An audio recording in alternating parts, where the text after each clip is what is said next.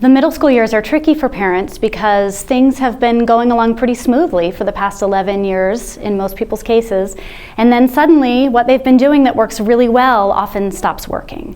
So parents can find that really frustrating, and one of the things that they need to understand is that the middle school years are what I call the middle school construction project. So kids are working on developing 3 things that they need to become an adult. They need an adult body, an adult brain, and an adult identity. And that sort of creates the perfect storm for a lot of change to be happening at once. And the best advice I have for parents during this time is to change their role from being a manager, sometimes they're micromanagers, to becoming an assistant manager. And that means that they're really letting kids take more risks and become more independent. And they're operating more as a sounding board instead of someone who is dictating how everything should be done all the time. It seems to work much better for middle schoolers.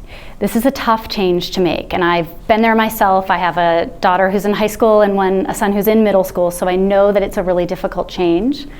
It helps if you remove yourself and think about the best manager you ever had and some of the things that they did for you. And usually what I hear parents say is that they gave me freedom to make my own choices, they held me accountable, they communicated clearly. Just go through this exercise of thinking about the best manager you ever had and what that was like. And then you've written your own job description while your kid is in middle school. So you can think about implementing some of those things for your own child. And that's a good way to kind of give yourself a roadmap for the next few years. You'll probably have some younger kids in the house who are looking at you saying, I want that too, I want the same freedom. But I think it's fair to say to your kids that middle school is a delineator. And when you reach a certain age and a certain grade, you begin to change the way that things are done.